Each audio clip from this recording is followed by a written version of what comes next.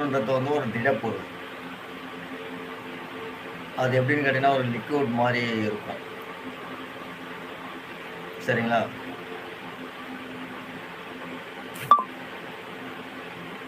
இந்த பாதரசத்துல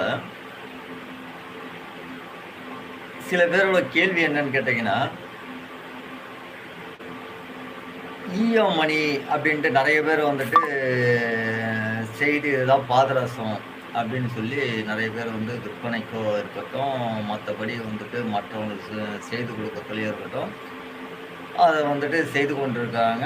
அந்த தகவலும் நமக்கு கிடைச்சிருக்கு.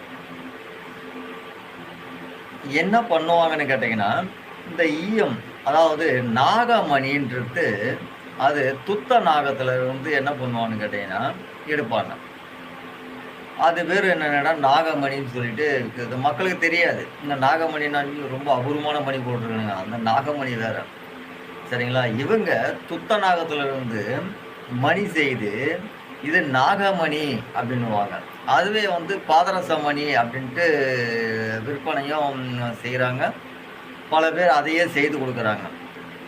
அதுக்கும் இந்த நாகமணிக்கும், இந்த துத்த நாகத்திற்கும் ஒரு ஒரு வேறுபாடு தெரியாது. என்னங்கன்னா நாகமணின்றது வந்து பார்த்தீங்கன்னா வந்துட்டு, அது வேற. ஏன்னா அந்த நாகத்தால வந்துட்டு இது துத்த நாகம்ன்றது என்னன்னு கேட்டா, ஈயம் மாதிரி இருக்கும். சரிங்களா? அது ஈயம் அது.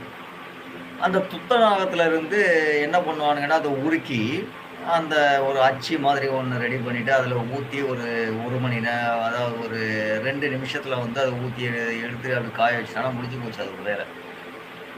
அது என்னன்னு கேட்டீங்கன்னா வந்து, துத்த நாகத்துல செய்யக்கூடிய மணி.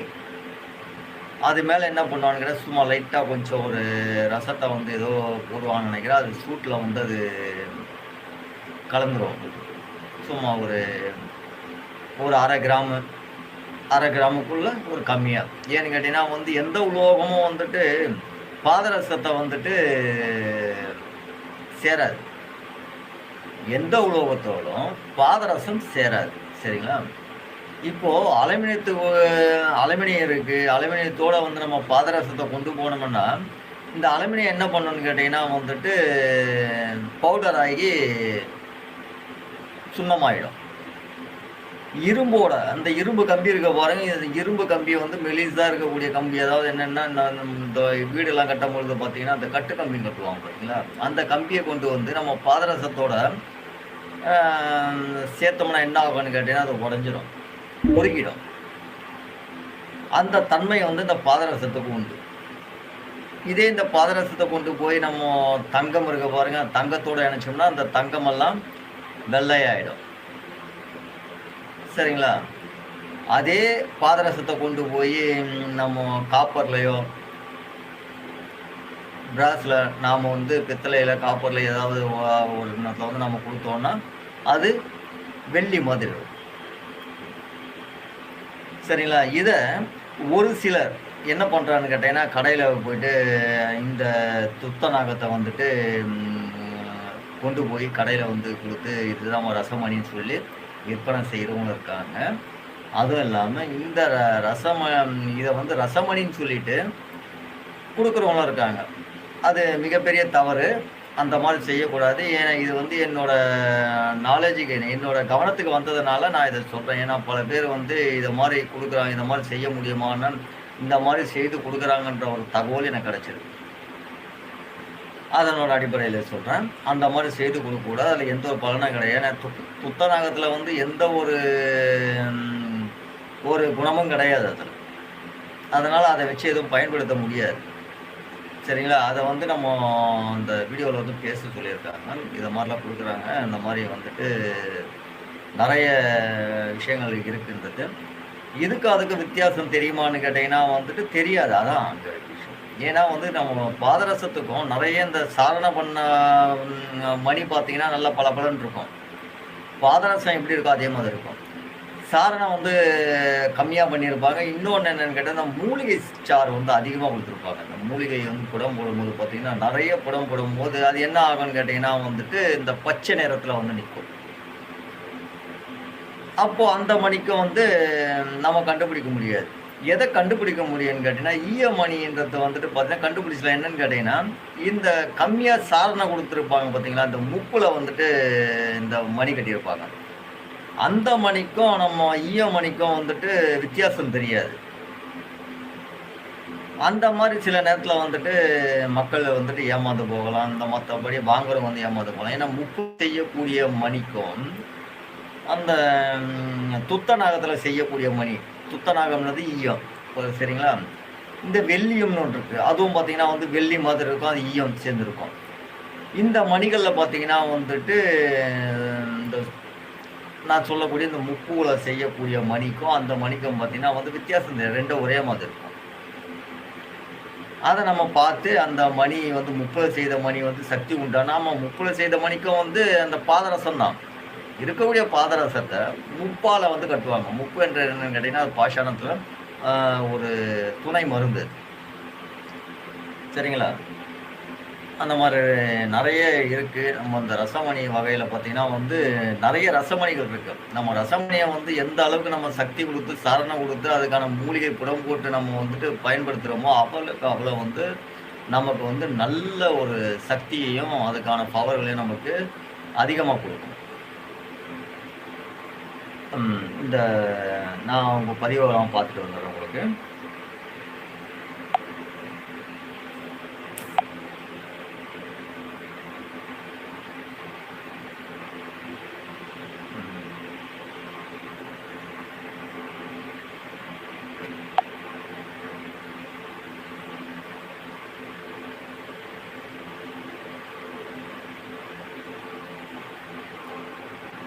சரியான கேள்வி நீங்க கேட்டிருக்கு.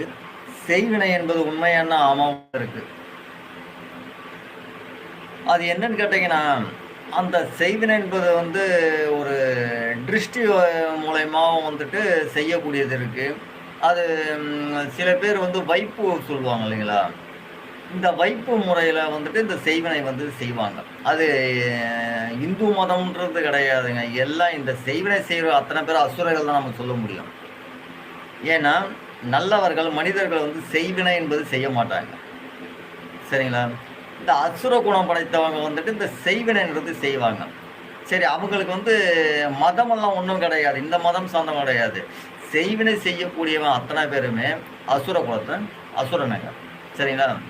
அவங்க மட்டும் தான் மற்ற பொருளையும், இந்த மத்தவங்களோட முன்னேற்றத்தையும், மத்தவங்களோட எண்ணங்களையும் வந்து ஸ்தம்பிக்கக்கூடிய அந்த உடைய செயல்கள வந்து இந்த அசுர குணம் படைத்தவர்கள் மட்டும் செய்வார்கள். அவர்கள வந்து எந்த உடைய ரிலிஜன்லயும் வந்து சேர்த்துக்க முடியாது. சரிங்களா? அது எல்லா ரிலிஜன்லயும் இருக்காங்க. அந்த மாதிரி. உண்மை இருக்கு அதுல.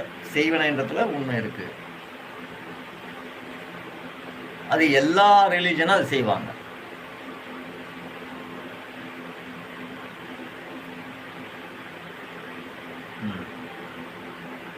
அதுல உங்களுக்கு வேற ஏதாவது சந்தேகம் இருக்குங்களா?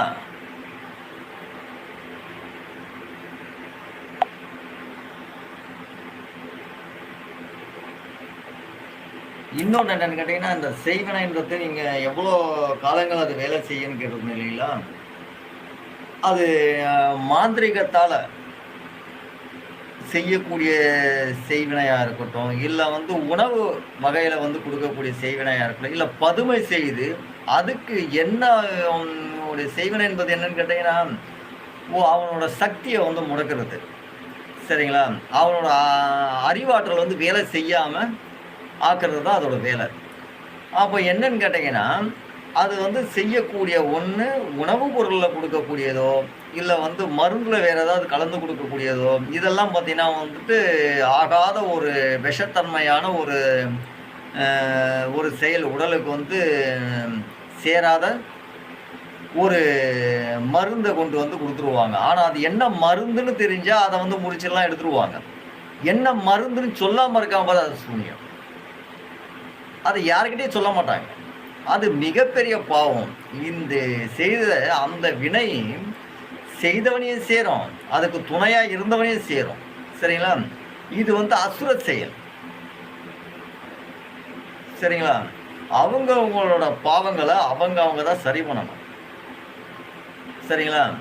அதனால் இந்த செய்வினை செய்யக்கூடியவனும் அசுர குணம் படைத்தவன். செய்ய சொல்கிறான் பாருங்க, அவனும் அசுர குணம் படைத்தவன். அதாவது யாரோ செய்ய சொல்கிறாங்க, நான் செய்தேன் அப்படின்னு சொன்னால் இது மிகப்பெரிய தவறு. செய்தவனும் கர்ம வினை அனுபவிப்பான். சரிங்களா? செய்யக்கூடியவனும் அதே கர்மத்தை வந்து கர்ம வினை தான் அனுபவிச்சு ஆகணும். சரிங்களா? அதுவும் மோட்சமெல்லாம் கிடையவே கிடையாது. சரி, அது மிகப்பெரிய பாவம். அது செய்யக்கூடாது. நம்பிக்கை இல்லாதவன் அவனோட பாருங்கள், இந்த அசுரதன்மையான குணமுள்ளவன் தான் இந்த மாதிரியான வேலைகளை செய்வான். சரிங்களா? செய்வினை என்பது காலங்கள். இதுக்கான காலங்கள் எத்தனை காலங்கள் பார்த்தீங்கன்னா வந்துட்டு நம்ம உடலில் வந்து அதோட தன்மையை எதிர்ப்பு சக்தி, நம்மளோட உடலில் இருக்கக்கூடிய எதிர்ப்பு சக்தி இருந்தால் அந்த மருந்து வேலை செய்யாது. அதே நம்மோட எண்ண பலம், நம்மோட மனோசக்தி திடமாக இருந்தால் மாந்திரிகத்தால் செய்யக்கூடிய அந்த செய்வினையும் தவிடுபடி ஆகிடும். அதுவும் ஒன்றும் செய்யாது. பதுமையால் செய்யக்கூடிய செய்வினையாக இருந்தாலும் அந்த மனோசக்தி தனம் பலமாக இருந்ததுன்னா அந்த உடைய பதுமையால் செய்யக்கூடிய அந்த செய்வினையும் பயன் அளிக்காது. சரிங்களா? அது எதுவுமே வந்து பிரயோஜனமாகாது. அப்போ இது யாரெல்லாம் தாக்கும்னு கேட்டிங்கன்னா, குறுகிய மனப்பான்மை, பயம், பதட்டம், தவறு செய்பவன். புரியுதுங்களா? இந்த தவறு செய்பவன், தவறு செய்தவன், இவர்களெல்லாம் வந்து அந்த செய்வன் என்பது உடனே பாதிக்கும். சரிங்களா? அதனால் நல்ல எண்ணம், நல்ல உடைய மனப்பான்மை, தர்ம குணங்கள் இதெல்லாம் உள்ளவன்கிட்ட செய்வினை பயனாகாது. சரிங்களா? அந்த செய்வினை என்பது அந்த மருந்து சாப்பிட்றாங்க. இப்போ மருந்து மூலயமா வந்து ஒருத்தருக்கு வந்து செய்வினை பண்ணுறாங்க, இல்லை பதுமை மூலயமா பண்ணுறாங்க, இல்லை மாந்திரிகம் மூலயமா பண்ணுறாங்க, ஏதோ ஒரு மூலயமா பண்ணுறாங்கன்னா அது வந்து ஒரு குறிப்பிட்ட 1 வருடங்கள் வந்து அது வேலை செய்யும். அது செய்யக்கூடியவங்க திரும்ப போயிட்டு இல்லை அவங்க வந்துட்டு சரியாக என்னோட தொழிலுக்கும் என்னோட சில பிரச்சனைகளுக்கு வந்து ரொம்ப தடையாக இருக்காங்க, நான் இவ்வளோ பணம் கொடுக்குறேன், நீ அதை செய்து கொடுங்கன்னா அது மறுபடியும் வந்து அவங்கள தூண்டி விடுற மாதிரி இருக்கும். அப்போது இது என்னதுன்னா, இது பாவத்தை வந்து குறிக்கும், கர்மத்தை குறிக்க ஆரம்பிக்கும், கர்ம வினையை சேர ஆரம்பிச்சிடும். சரிங்களா? இதுக்கு இந்த மாந்திரிகத்தால் இந்த செய்வினை செய்யக்கூடியவங்க, சரிங்களா, இவங்களுக்கு விமோசனமே கிடைக்காது. சரிங்களா? அது செய்யக்கூடாது.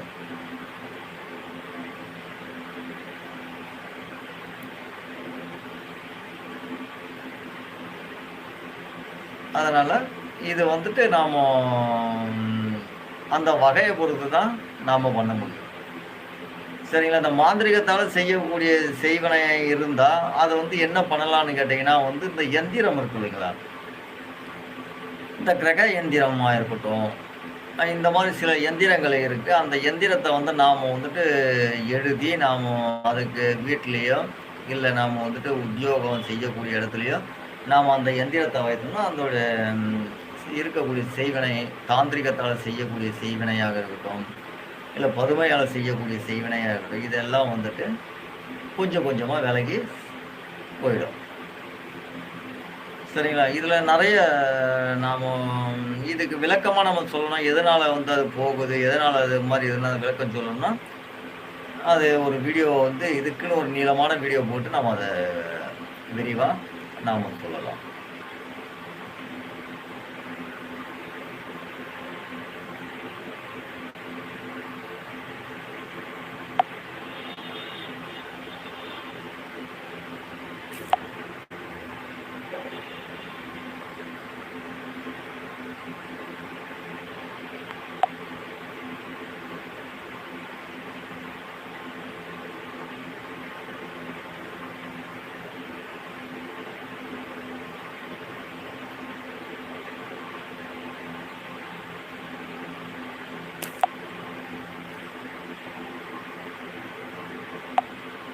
சரி.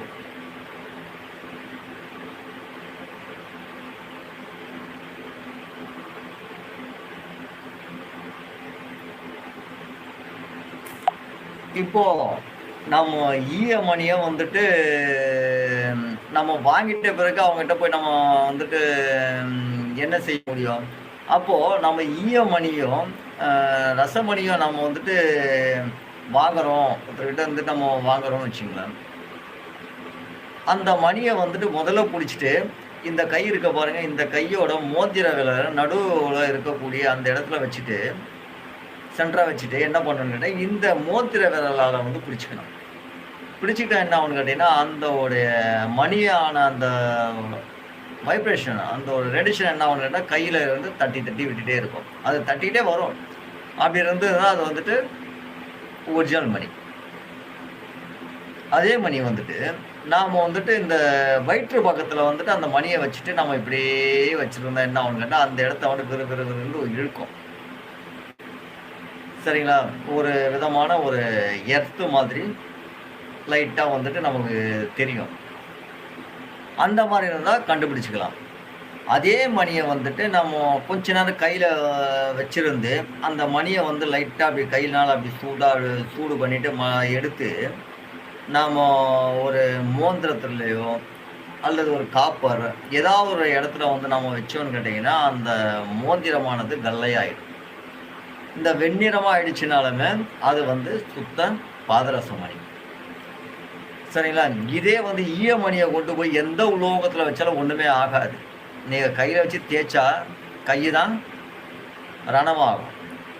அப்போது அந்த ஈய மணியை கொண்டு போய் அதை தேய்ச்சிட்டு கொஞ்சம் கையை வச்சு தேய்ச்சிட்டு நம்ம டெஸ்ட் பண்ணி பார்ப்போமே அப்படின்னு சொல்லிட்டு நம்ம இந்த எந்த வேலைகள் நம்ம கையில் வச்சு இந்த பக்கம் அழுத்தி பிடிச்சிருந்தாலும் அந்த ஈய மணி எந்த ஒரு ரியாக்ஷனும் கொடுக்காது. அதை கொண்டு வந்து நம்ம வந்து ஏதாவது ஒரு வயிற்று பக்கத்தில் வந்து வச்சுக்கிட்டு நம்ம இது பண்ணினாலும் எந்த ஒரு எர்த்து மாதிரி ஒரு இது மாதிரி எதுவும் செய்யாது. அப்போது இந்த மாதிரியான வச்சுக்கிட்டு நம்ம வந்துட்டு நம்ம அந்த ஈயன்ற மணியை வந்து நம்ம கண்டுபிடிச்சிடலாம்.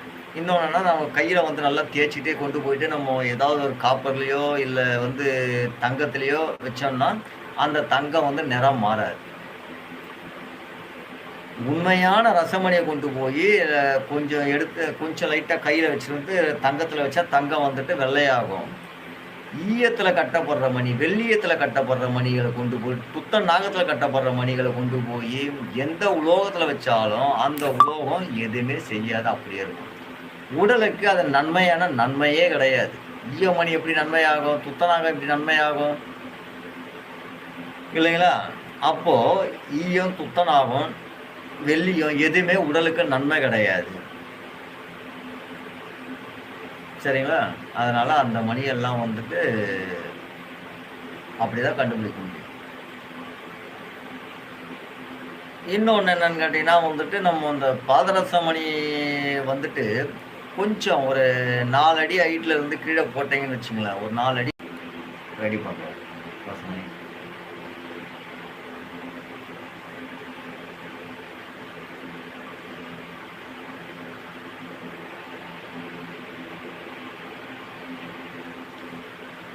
வணக்கம் தினேஷ் சார்.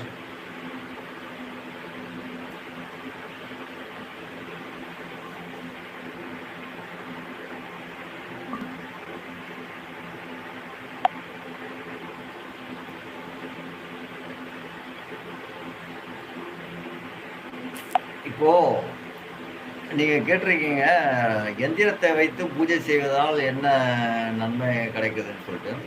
நிறைய நன்மை இருக்கு. ஏன்னா இப்போ எந்திரங்கள் வந்து பல வகை இருக்கு.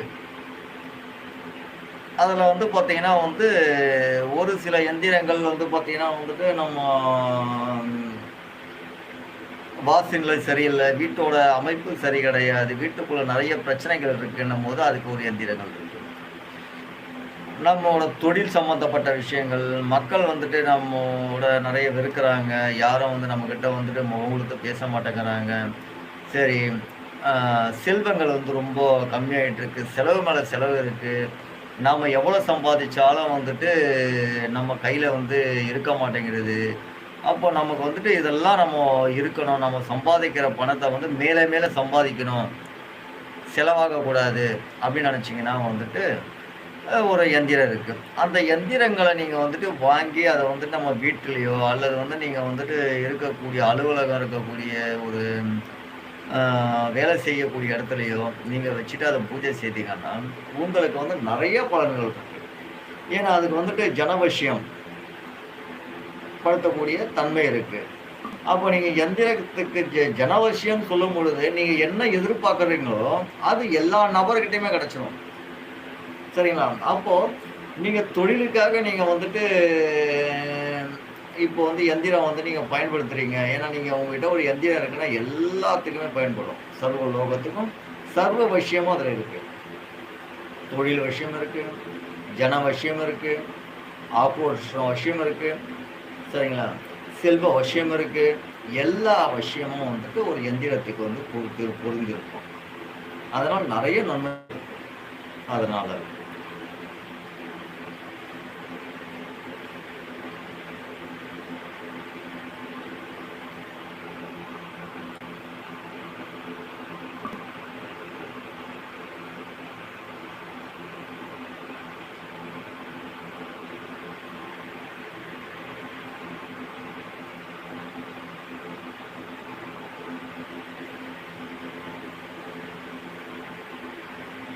நன்றி சார், செந்தில் சார், ரொம்ப நன்றி.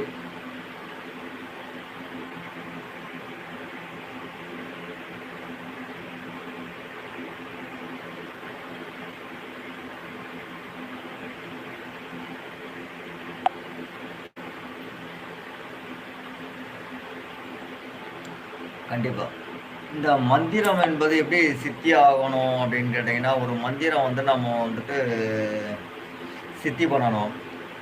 என்ன மாதிரி சித்தி பண்ணணுன்றது இருக்குது. இப்போது நம்ம வீட்டில் இருந்து நம்ம மந்திரம் சித்தி பண்ணணும் அப்படின்றது இருக்குது. இல்லை நம்ம குளத்தங்கரையில் போயிட்டு சித்தி பண்ணணும்னு இருக்குது. ஏன்னா வந்து இல்லை அல்லது நம்ம கடல் நீரில் வந்து சித்தி பண்ணலாம். சரிங்களா? அந்த மாதிரி வந்துட்டு நிறைய வேலைகள் இருக்குது. இந்த ஏரிகள் அங்கேருந்து நம்ம சித்தி பண்ணலாம். அப்படி சித்தி பண்ணும்போது என்னன்னு கேட்டிங்கன்னா, நாம் வீட்டில் இருந்து நம்ம வந்துட்டு சித்தி பண்ணணும் அப்படின்னா என்ன பண்ணணும் கேட்டிங்கன்னா வந்துட்டு ஒரு பலாப்பழம் எடுத்துக்கணும். அப்படியும் இல்லையா மாம்பழம் எடுத்துக்கணும்.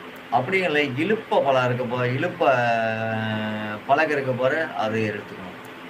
இந்த மாதிரி பலகையை எடுத்துக்கிட்டு நாம் வந்துட்டு கீழே நாம் வந்துட்டு உட்கார்ந்து மந்திரங்கள் வந்து உச்சாரணம் செய்யக்கூடிய அளவுக்கு ஒரு பலகையை வந்து தயார் பண்ணிக்கிட்டு அந்த பலகையில் உட்கார்ந்துக்கிட்டு தான் நாம் மந்திரம் வந்து சித்தி செய்யணும். ஏன்னா நாம் மந்திர சித்தி செய்யும் பொழுது நம்மளோட பூமியோட நம்மளோட சக்திகளை வந்து பூமி இழுத்துக்கும். எப்படின்னு கேட்டிங்கன்னா, நாம் வந்து நம்மளோட ஆற்றலை வந்து நாம் வந்துட்டு எந்த ஒரு இதுவும் இல்லாமல் இடைப்பட்ட இடத்துல வந்து பார்த்திங்கன்னா ஒரு இடைவேளை இருக்கணும். பூமிக்கும் நமக்கும் இடையில ஒரு இடைப்பட்ட இருக்கணும். இது வந்து என்னன்னு கேட்டிங்கன்னா வந்து பலா, மா, இழுபைன்ற பலகை இதெல்லாம் வந்து பார்த்திங்கன்னா நமக்கு வந்து பூமிக்கும் வந்து இடைப்பட்ட இடத்துல வந்துட்டு இருக்கக்கூடியது. அப்போது நாம் மந்திரங்களை உச்சாரணம் செய்யும் பொழுது நம்மளுடைய மந்திரத்தை வந்து நம்ம உள்ளே வாங்கி அதை வந்து நம்மளோட உடலில் வந்து மின்சாரமாக ஏற்றிட்டு இருக்கும்போது, காந்த சக்தியை ஏற்றிட்டு இருக்கும்போது என்னென்னா இந்த காந்த சக்தின்றது வந்து பூமியில் இறங்காதபடி நமக்குள்ளேயே வெளியில் இருக்கக்கூடிய சக்திகளை வந்து நமக்குள்ளேயே சேகரிக்க ஆரம்பிச்சு. அப்போ நமக்கு அந்த மந்திர சித்தி வந்து ரொம்ப சீக்கிரமாக கூடி வரும். சரிங்களா? இந்த மந்திர சக்தி கூடும் பொழுது பார்த்தீங்கன்னா, நீங்கள் எந்த அளவுக்கு நீங்கள் வந்து அந்த மந்திரத்தை வந்து ஜபிச்சு பயன்படுத்துகிறீங்களோ அந்த அளவுக்கு நமக்கு கூடுதலான சக்திகள் வந்து கூட சக்தி வந்து சித்தியாகும். சரிங்களா?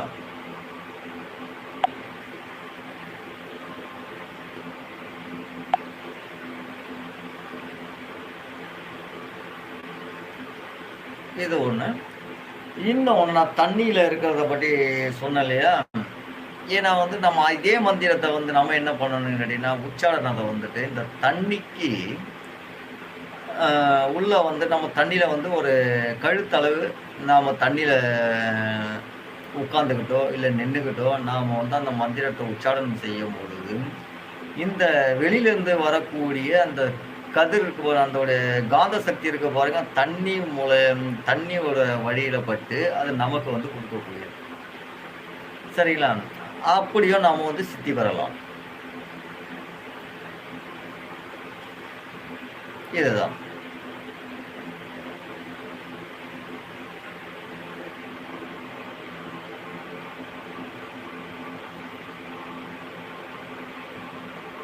ஏன்னா நம்ம சித்தி பெறத்துக்கு இன்னும் முக்கியமான காரணங்கள் என்னன்னா, நாம கொடுக்கக்கூடிய அந்த மந்திரத்தை எவ்வளவு நேரம் ஜபிக்கிறோன்றது தான் முக்கியம்.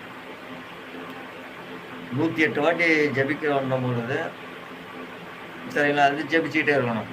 ஒவ்வொரு நாளைக்கு 1008 வாட்டி நம்ம ஜபிக்கிறோம் அப்படின்னும் பொழுது, மந்திரத்தை பொறுத்து அந்த ஒலி கொடுக்கறத பொறுத்து நமக்கு அந்த பலனை கொடுக்கும்.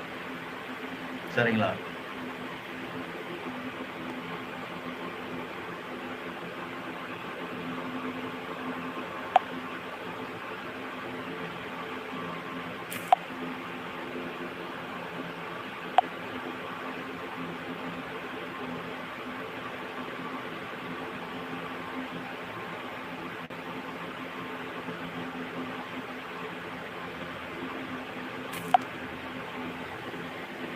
கண்டிப்பா அந்த ரசமணியை பொறுத்தவரையிலும் ஏதாவது ஒரு பிரச்சனையை காட்டுறது.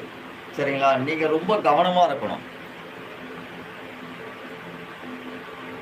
சரிங்களா? ஒரு ரசமணியை வந்து போட்டிருக்கீங்க, அதோட இது கஷ்டங்கள் கொடுக்குதுன்னு வந்து இந்த கஷ்டத்தை வந்து அதிகமாக வந்து வெளிப்புறமாக இருக்கட்டும், உங்களோட இடத்துல இருக்கக்கூடியது ரொம்ப ரொம்ப கவனமாக இருக்கணும். அந்த கவனத்துக்காக தான் இந்த மணியாகப்பட்டது அந்த நேரங்களை வந்து உங்களுக்கு இந்த மணி மூலமா வந்து உங்களுக்கு காட்டுது. சரிங்களா? அதனால் கொஞ்ச காலங்கள் வந்து கவனமாக இருந்து அதை வந்துட்டு பயன்படுத்துங்க. சரிங்களா? கூடிய சீக்கிரம் சரியாக போயிடும். இன்னொரு மணி வந்துட்டு நீங்கள் வந்துட்டு பெற்றுக்கலாம். சரிங்களா? நேரங்கள் உங்களுக்கு கூடி வரும் பொழுது அந்த காலகட்டங்கள் வந்து மறைஞ்ச பிறகு உங்களுக்கு நேர காலங்கள் வந்து உங்களுக்கு சாதகமாக கூடி வரும்போது அந்த ரசமணி வந்து உங்களை வந்து சேரும். அது வரையும் நீங்கள் பொறுத்தாகணும்.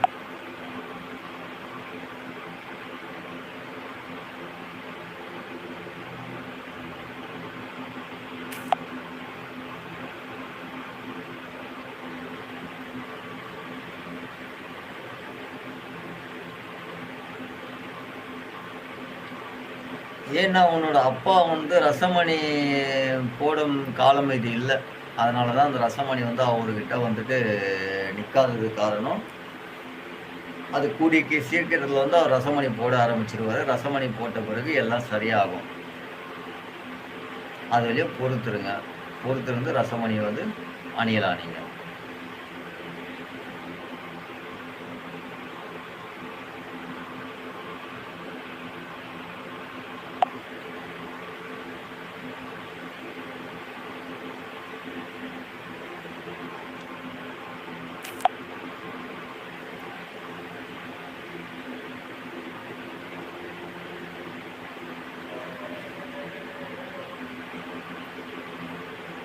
அதாவது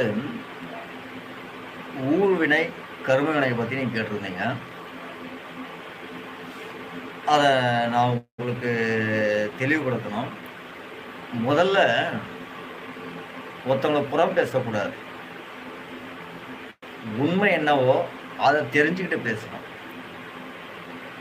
ஒருத்தர் மேலே அதை தவறாக வந்து அவதூறு பரப்பினா, சரிங்க, அவதூறு பரப்பி அதை வந்துட்டு மற்றவர்கள் நம்பக்கூடிய அளவுக்கு நாம் செய்தோம்னா அது வந்து ஊழ்வினையில சேர்ந்தோம். நல்ல எண்ணங்களை வந்துட்டு ஒரு தவறு செய்யாத ஒரு மனிதரை தவறு செய்ததா சித்தரிச்சு அவர் மேல அவதூறு செய்து அவரோட மனநிலையை பாதிக்கக்கூடிய அளவுக்கு செய்தார். அதெல்லாம் பார்த்தீங்கன்னா வந்துட்டு ஊழ்வினையை சேர்ந்துடும். சரிங்களா? இந்த ஊழ்வினைன்றது வந்து பார்த்தா பல வகையில் பிடிக்கும்.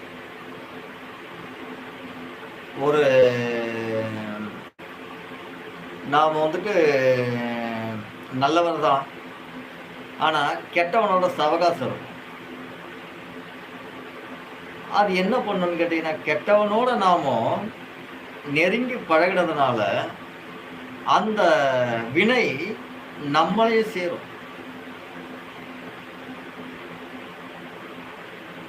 சரிங்களா? ஏன்னா ஒரு உதாரணமும் உண்டு. சரிங்களா?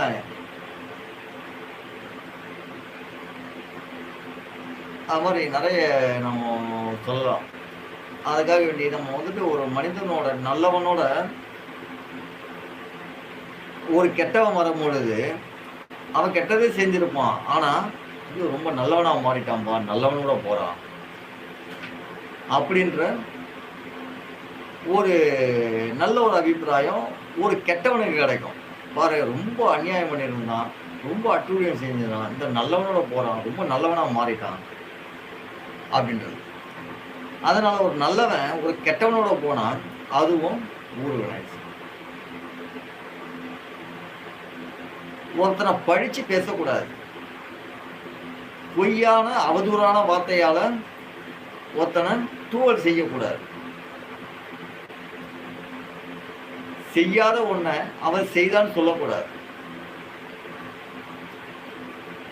ஏதோ நம்ம நல்ல பேரை எடுக்கணுன்றதுக்காக தவறாக பொய்யாக ஒரு விஷயத்த ஒருத்தரோட மேலே போடுறோம் அப்படின்னு நினச்சிட்டு போட்டால், இந்த பிறவியில் நாம் தப்பிச்சிட்டோம், நம்ம இந்த பிறவியில் எல்லாருக்கிட்டையும் நம்ம நல்லவனாக இருந்துட்டோம்னு கேட்டீங்கன்னா, உடல் மட்டும்தான் அழியும், உயிர் எப்பவுமே அழியாது. சரிங்களா? அந்த உயிர் என்ன பண்ணணும்னு கேட்டீங்கன்னா, நாம் நினச்ச பாருங்க, இதெல்லாம் உயிருக்கு ஓட்டத்தில் இருந்துகிட்டே இருக்கும். அந்த உயிருக்கு தெரியும் அடுத்த பிறவி என்ன போகும்ட்டு. ஆனால் உடலுக்கு தெரியாது. உடல் என்ன நினைக்கும், இங்கே இருக்கக்கூடிய உணர்வு, உணவு, கோபம், ஆசை, காமம், இதெல்லாம் தான் இந்த உடலுக்கு தெரியும். இதற்காக இந்த உடல் இந்த ஒரு விஷயத்துக்காக என்னென்ன செய்யும்? பாவம், பொய், பித்தலாட்டம், சுயநலம், இது எல்லாமே செய்யும். இந்த அந்த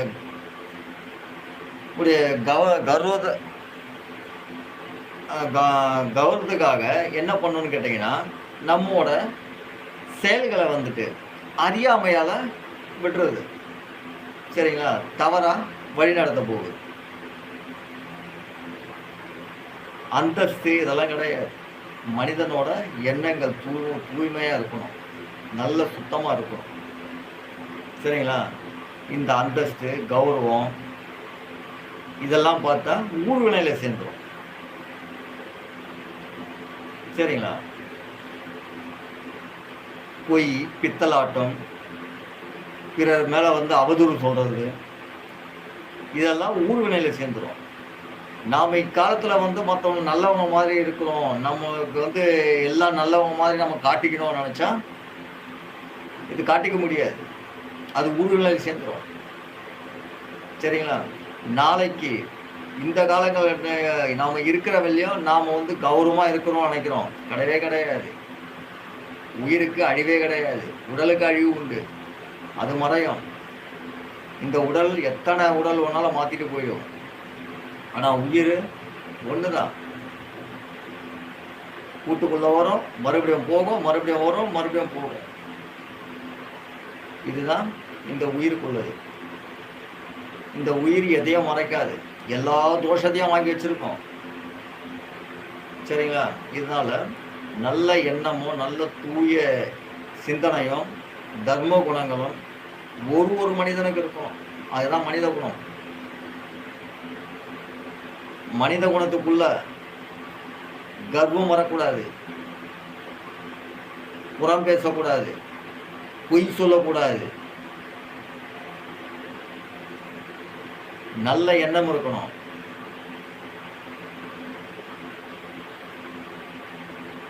கர்வமும் கௌரவமும் பொய், பித்தலாட்டம் இதெல்லாம் பிறவியை கொடுக்கும். இன்னைக்கு என்ன செய்துட்டு போறோமோ அடுத்த பிறவியில விட்டது பார்த்தியா, அந்த விட்டதை அடுத்த பிறவியில செய்யும். ஒருத்தருக்கு ஒன்று செஞ்சுட்டு போறோம்னா, ஒரு கெடுதல் பண்ணிட்டு போறோம்னா, அந்த கெடுதல்ல செய்யறாங்க பார்த்தீங்களா, அவங்க தான் அந்த கெடுதலில் போய் மாட்டுவாங்க அடுத்த பிறவியில. சரிங்களா? என்ன சூது செய்யறாங்களோ அந்த சூதுல அடுத்த பிறவியில போய் அந்த சூதுல போய் மாட்டிப்பாங்க. ஏன்னா அதை தான் அந்த அவுத்து விட முடியும். அந்த சிக்கலை இவங்க தான் உடைக்கணும். ஏன்னா இவங்க தான் உருவாக்கி இருக்காங்க. சரிங்களா? நாம இந்த பிறவில நம்ம தப்பிச்சிட்டோம் நினைப்போம். சரிங்களா? இந்த உடலை விட்டு தப்பிச்சிடலாம். இன்னொரு உடல் இருக்கு.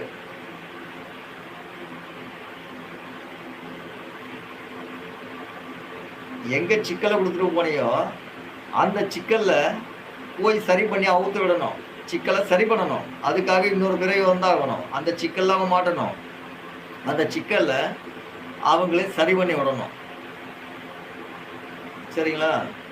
இந்த உயிர்ன்றது ரொம்ப சுத்தமானது. உடல் மட்டும்தான் எல்லாத்துக்குமே காரணம். சரிங்களா? இந்த உடலுக்காக தான் எல்லாமே நடக்குது. பொய், பித்தலாட்டம், கர்வம், கௌரவம் இதெல்லாம் இந்த உடலுக்காக நடக்கிறது தான். உயிர் சுத்தமா இருக்கும். ஏன்னா அது உயிருக்கு மட்டும் தான் தெரியும் எங்க சிக்கல் பண்ணியிருக்கோம், யாரை புறம் பேசியிருக்கோம், யாரை உதாசனம் செய்திருக்கோம், யாரெல்லாம் பழிச்சு பேசியிருக்கோம், யாருக்கு நம்ம வஞ்சம் பண்ணியிருக்கோம், இதெல்லாம் இந்த உயிருக்கு தெரியும்.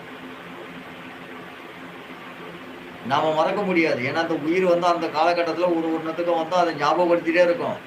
அப்பா நீ இந்த தப்பை பண்ணியிருக்க, இந்த தப்பால ஒரு சமுதாயம் பாதிச்சிருக்கு, அந்த சமுதாயம் நீ செய்த சிக்கலால தான் நீ தான் போய் அதை செய்யணும்ட்டு திரும்ப வெளியில வந்தவன் திரும்ப உள்ள போகணும். கூட்டுக்குள்ள உடல்ல அவதாரம் எடுக்கணும். உடல்ல புகுந்து உடல்ல இருந்து வெளியில வந்து மறுபடியும் அந்த சிக்கல் அவன் மாட்டி அவன் என்னென்ன சிக்கல் செய்துட்டு போனாலும் அத்தனை சிக்கலையும் மாட்டிட்டு இருக்கோம். வெளியே வர முடியாது. அதை சரி பண்ண முடியாது. யார் சிக்கல் செய்துட்டு போனாலும் அவன் தான் வந்து சரி பண்ணணும். ஏதோ ஒரு இடத்துல சரி பண்ணிட்டு இருக்கோம். எல்லா சூதுவாது வஞ்சம், எல்லா தூவல், புறம், தீமை இதெல்லாம் செய்துட்டு போறான்னா திரும்ப அங்கதான் வருவான். தப்பிச்சிருவான் நினைக்க முடியாது.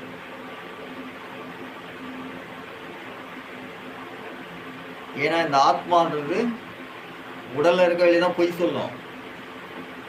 உடலை விட்டு ஆத்மா பொய் சொல்லாது. ஏன்னா ஆத்மாவுக்கு எல்லாம் தெரியும். சரியா? அதனால இந்த ஊர் வினயம் கரும வினயம் சேராம பார்த்துக்கணும். சரியா? இந்த கரும வினயம் தெரிஞ்சே செய்யறது, தெரியாம செய்யறது ஊர் வினை. கரும வினருக்கு பாருங்க, தெரிஞ்சே செய்யறது. நான் செய்வேண்டா, பண்ணுவேண்டா, இதெல்லாம் பண்ணுவேண்டா, இதான்டா என்னோட வேலை.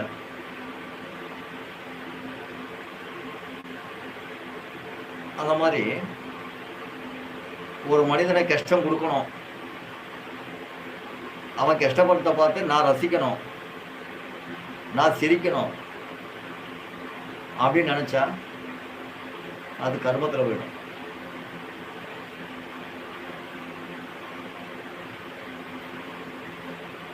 அவனை நான் துன்புறுத்தணும், நான் தான் துன்புறுத்துறேன் அப்படின்னு தெரிஞ்சுக்கணும் அப்படின்ற மாதிரி நம்ம நினைச்சோம்னா அது கர்ம வேணும். யாரையும் துன்புறுத்தக்கூடாது.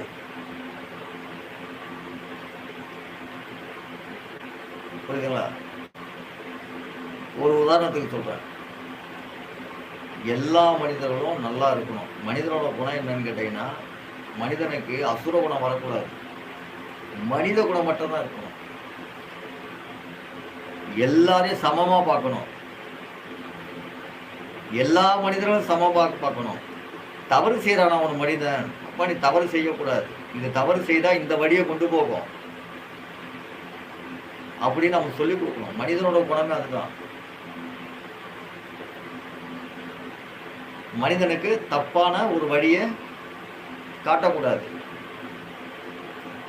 ஒரு மனிதன் இன்னொரு மனிதனுக்கு நல்வழியை மட்டும்தான் காட்டணும்.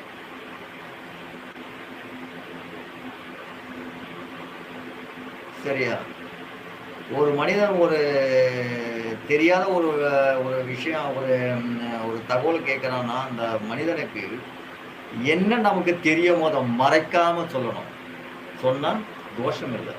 நீ அதை மறைச்சு சொன்னா அது தோஷம்.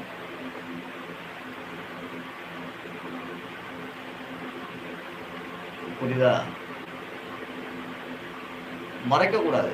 ஒரு மனிதன் ஒரு கேள்வி கேட்கறாங்க உங்ககிட்டன்னா அது உன் மனதுல இருந்ததுன்னா அது அந்த மனிதனுக்கு சொல்லு. தப்பா சொல்லக்கூடாது. தப்பா சொன்னா அது தோஷம். நீ கற்ற கலை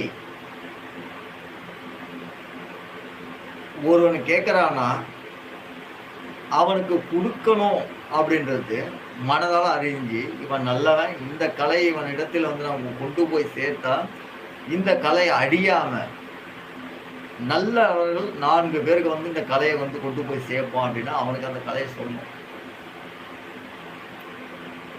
இதே ஒரு கலையை ஒரு அசுர குணம் படைத்தவன் வந்து நான் உங்ககிட்ட கற்றுக்கணும், இந்த கலையை நான் கற்றுக்கொடுன்னா அவன் மனநிலையை அறிந்து அதை அவனுக்கு கொடுக்கக்கூடாது. அவனை வேற திசையை நாம காட்டி விடணும். ஏன்னா அவன் மற்ற திசைக்கு தான் சரியா இருக்கும். சரிங்களா?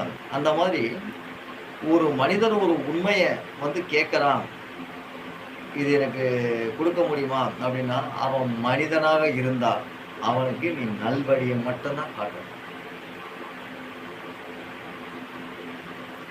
இதை நாம வந்துட்டு காட்டினா இவன் வந்துட்டு நம்ம விட நல்லா வளர்ந்துருவானே அப்படின்ற எண்ணம் வச்சேனால் தோஷத்துல முடியும். ஏன்னா அவனுக்கு கூறிய ஒரு பொருள் உங்ககிட்ட இருக்கு, ஒரு அறிவு இருக்கு, அந்த சிந்தனை இருக்கு, உங்ககிட்ட வந்து அவனுக்கு அவனோட வளர்ச்சிக்கான ஒரு திட்டம் வந்து உங்ககிட்ட இருக்கு. நம்ம உங்ககிட்ட வந்து கேட்கறானமோ அந்த வளர்ச்சிக்கான திட்டத்தை நீ உங்ககிட்ட இருந்ததுன்னா அதை சொல்லி கொடுக்கணும். அந்த வளர்ச்சிக்கான திட்டம் உங்ககிட்ட இருக்கு, இதை நம்ம சொல்லிட்டா இவன் வளர்ந்து போயிடுவான், நாம் இதை சொல்லக்கூடாதுன்னு நினைச்சா அந்த தோஷத்துக்கு ஆளாகுவார். சரிங்களா? அதெல்லாம் வினையில சேர்ந்து ரொம்ப புத்திசாலி நினைச்சுக்க முடியாது. இத புத்திசாலியும் ஒண்ணும் கிடையாது. சரியா?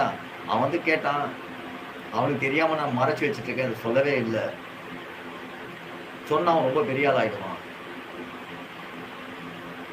அப்படின்னு நினைச்சா புத்திசாலித்தனம் கிடையாது, முட்டாள்தனம். கர்மத்தை சேர்த்துக்கிறோம்னு அர்த்தம், சூதுகளை சேர்த்துக்கிறோம்னு அர்த்தம்.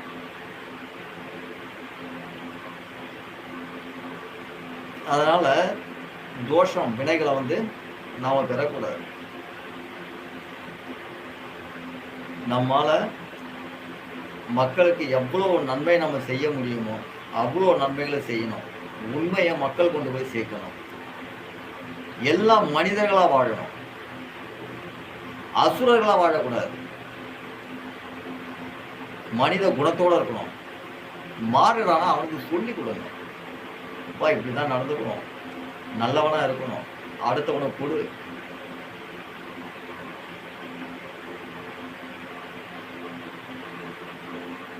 பசின்னு ஒருத்தன் வரானா, பசிக்கு நம்ம கிட்ட ஏதாவது இருக்கா? சாப்பாடு. நம்ம கிட்ட பணம் இருக்கா?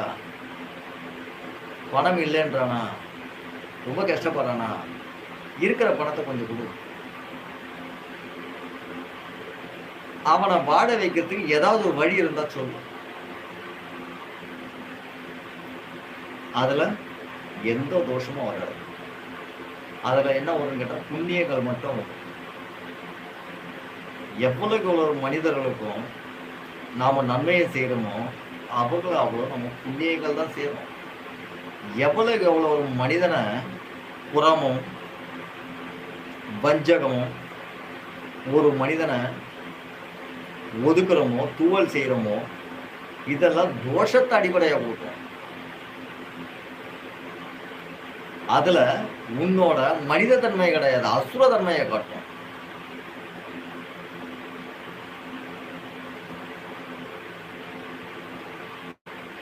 சரிங்களா? அதனால இந்த பத்தி நம்ம இந்த வினைகளை பத்தி நம்ம பேசணும்னா, கர்ம வினையை ஊழ்வினையை பத்தி பேசணும்னா நிறைய இருக்கு. எந்த வகையில போனாலும் சரி, நாம மனிதனா வாழணும்னா சூதுவாது, வஞ்சம், தூவல்,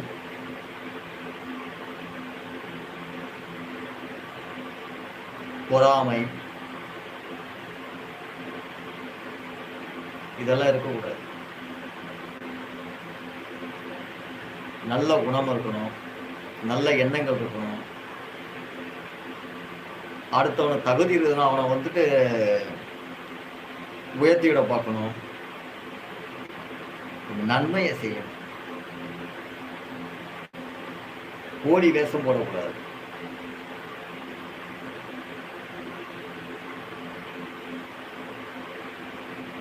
சரியா? உன்னோட புத்திசாலித்தனம் இன்னொருத்தர் கெடுத்துட்டோமே நினைக்க கூடாது. உன் புத்திசாலித்தனம் கிடையாது. சரியா? அடுத்த கெடுக்கத்துல தோஷம்தான் வரும். ஒருத்தரோட முன்னேற்றத்தை கெடுக்கிறதுனால உனக்கு என்ன வரும்? தோஷம் வரும். அவனுக்கு கிடைக்க வேண்டிய பொருளை நீ எடுத்து அபகரிக்கிறதுனால அதோ தோஷம் வரும். அவர்கள் கடந்துட்டு போயிடுவாங்க, விட்டுட்டு போயிடுவாங்க, தோஷத்தை விட்டுட்டு போயிடுவாங்க. அனுபவிச்சுட்டு போடான்ட்டு, அனுபவிச்சுட்டு போங்கன்ட்டு. ஆனா அதுல தோஷம் இருக்கு.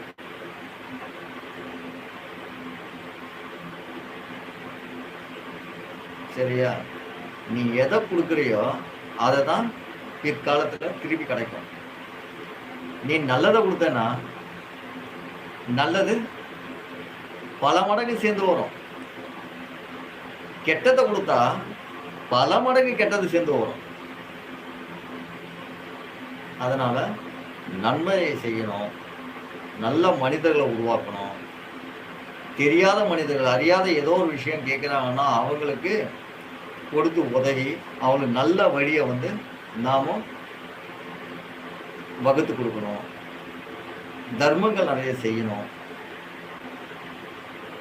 திறமை உள்ள மனிதர்களை நாம முன்னேற்றி விடணும்.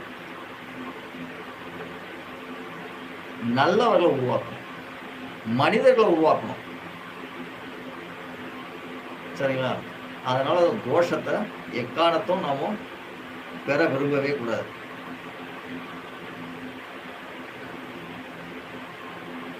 சரிங்களா?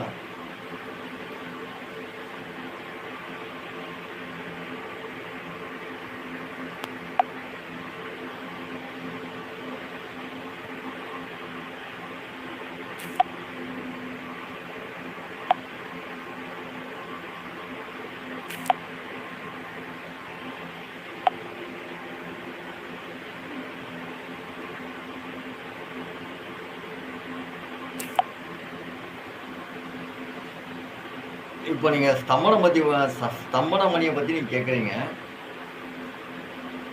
இந்த ஸ்தம்பன மணி என்னன்னு கேட்டீங்கன்னா, அதுக்கு வந்துட்டு நிறைய இந்த மூலிகை வந்துட்டு ஸ்தம்பன மணி வந்து உடனே நம்ம செய்ய முடியும்னா வந்துட்டு காலதாமதம் ஆகும்.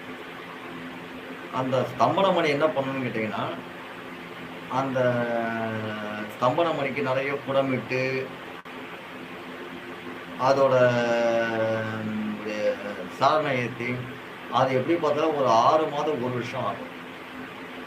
அந்த ஸ்தம்பன மணி என்பது என்னன்னு கேட்டீங்கன்னா வந்துட்டு ஒரு குறிப்பிட்ட தூரங்கள் வந்துட்டு அதோட ரேடியேஷன், ஏன்னா இது அவ்வளோ அறிவியல் இருக்கு.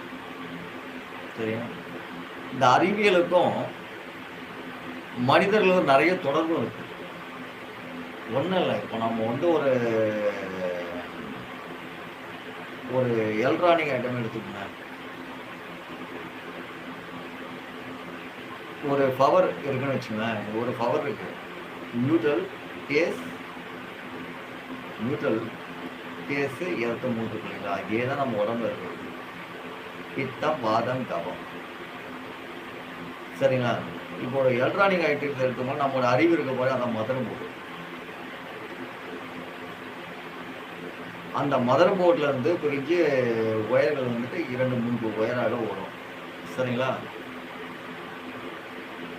இது எதுக்கு பயன்படுதுன்னா, இதே தான் வந்து நம்ம உடல் மனிதனுக்கும் இந்த எலக்ட்ரானிக்ஸ் உள்ள விஞ்ஞானத்துக்கும் வேறுபாடுலாம் கிடையவே கிடையாது. எல்லாம் ஒண்ணுதான். அது மாதிரி என்ன ஆகும்னு கேட்டீங்கன்னா, இந்த ஸ்தம்பன மணி ஆகப்பட்டது என்ன ஆகும்னு கேட்டீங்கன்னா, இந்த ஒரு குறிப்பிட்ட தூரங்கள் நாம ஏற்றக்கூடிய அந்த உலோகத்தான அந்த மூலிகையோட சார் இருக்கு இல்லைங்களா, அதை வந்து பல மடங்கு அதை வந்துட்டு புடமிட்டு இந்த ஒரு பாதரசத்தோட இணைக்கணும். இணைக்கும் போது என்ன ஆகும்னு கேட்டீங்கன்னா, அதோட காந்த சக்தி வந்து அதுகிட்ட வந்துட்டு வெளிப்படும். அப்போ அந்த காந்த சக்தி என்ன பண்ணுன்னு கேட்டீங்கன்னா, ஒரு குறிப்பிட்ட இடத்துல இருந்து ஒரு நமக்கு கவனத்துக்கு வரும்பொழுதே நம்ம இங்கிருந்து ஒரு இடத்த வந்துட்டு கவனிக்கிறோம் போது அதை அங்கேயே ஸ்தம்பிச்சிடும், நின்றுடும். ஒரு மனிதன் பேச வராரு நம்மளோட வந்து ரொம்ப ஒரு குறிப்பிட்ட இடத்துக்கு வராரு, அங்கேருந்து வரும்பொழுது நம்மளோட சிந்தனை அவரோட படும்போது என்ன ஆகும்னா, அவரோட கவனத்தை மாற்றி அங்கே நிற்க வச்சு அவருக்கு தெரியாது ஏன் நம்ம நிற்கிறோம். இது என்ன பண்ணணும்னு கேட்டீங்கன்னா, ஸ்தம்பனம் என்று சொல்லக்கூடிய அந்த மணி வந்து ஒரு உதாரணத்துக்கு சொல்றேன் செய்யக்கூடியது. நம்மோட கவனங்கள், நம்மோட சிந்தனைகள், நம்ம ஆற்றல், நம்மோட மனோசக்தி எந்த அளவுக்கு இருக்கோ அந்த அளவுக்கு இந்த மணியோட சக்தியை வச்சு நாம வந்து ஆற்றல் செய்ய முடியும். அவ்வளோ ஒரு சக்தி வந்து இந்த ஸ்தம்பனத்துக்கு உண்டு. சரிங்களா? இந்த ஸ்தம்பன மணி எதுக்கெல்லாம் நம்ம சித்தர்களை பயன்படுத்தியிருக்காங்கன்னு கேட்டீங்கன்னா, இந்த காடுகள்ல இறங்கி, இந்த மலைக்காடுகள்லாம் இறங்கி போகும்பொழுது இந்த மிருகங்களால நமக்கு அச்சுறுத்தலாக இருக்கக்கூடாதுன்றதுக்காக இந்த ஸ்தம்பனம் என்ற மணியை வந்து பயன்படுத்தியிருக்காங்க. ஏன்னா இந்த ஸ்தம்பனம் என்றது என்னன்னா, இவங்களோட கவனத்துக்காகவே இந்த ஸ்தம்பனம் இருக்கு.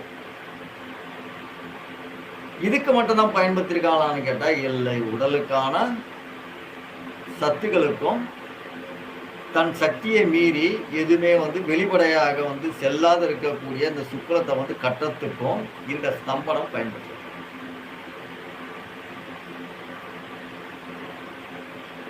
சரிங்களா? இந்த ஸ்தம்பனம் என்றது கட்டுறதுக்கு பயன்படுத்துது, நிறுத்தத்துக்கு பயன்படுத்தும்.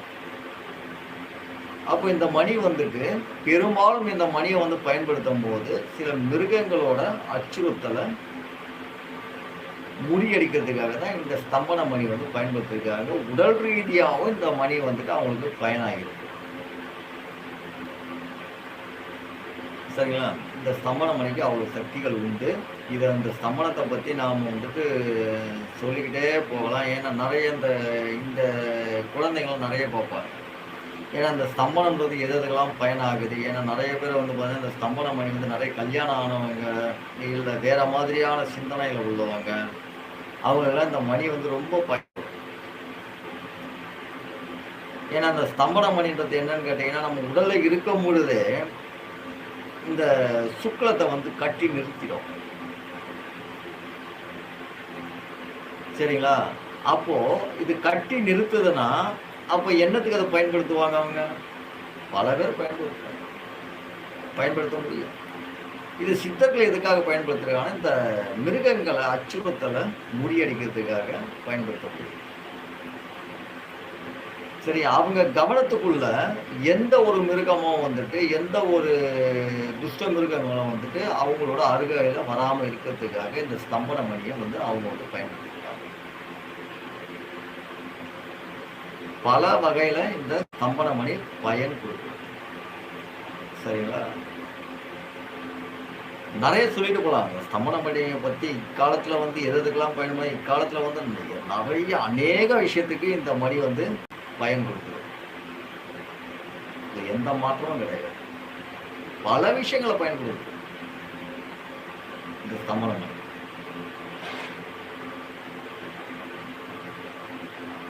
சரி.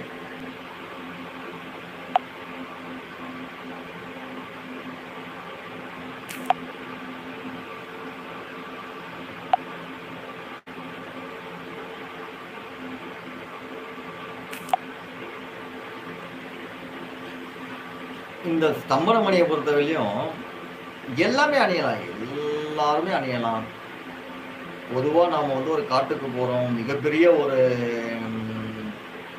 ஒரு சில இடத்துக்கு போறோம். ஆபத்தான இடத்துக்கு போறோம்னும்போது ஸ்தம்பன மணியை பயன்படுத்திட்டு போலாம். நான் தான் சொல்லியிருக்கேன் இல்லையா? ஏற்கனவே இதில இப்போ சொன்னேன் இல்லையா? இந்த ஸ்தம்பன மணி கட்டிக்கிட்டு நம்ம காட்டுக்குள்ள போனாலும் துர்சக்திகள் நம்ம அருகாமையில் வரவே வராது. அப்போ துஷ்ட மிருகங்கள் நம் அருகாமையில் வராது. சரிங்களா? நம்மளையும் அது பாதுகாத்துக்கும்.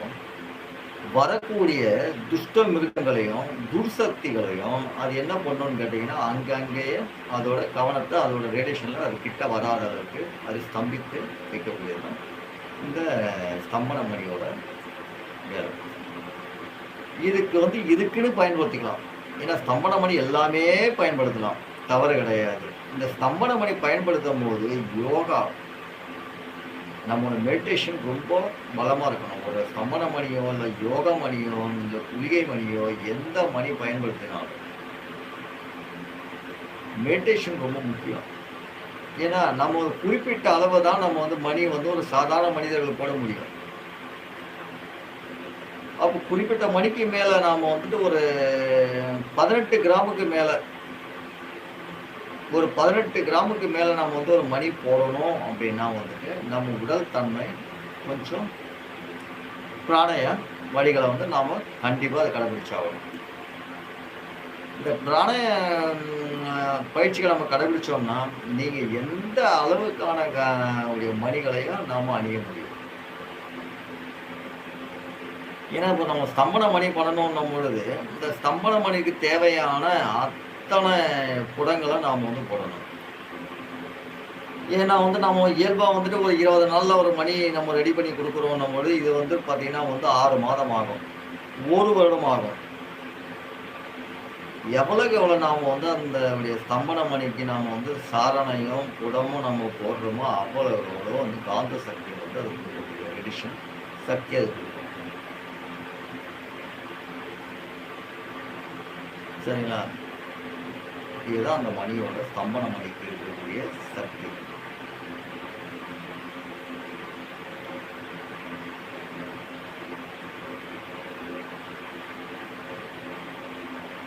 சரி, பதிவை நிறுத்திக்கலாமா? நாளைக்கு நேரலையில் சந்திப்போம்.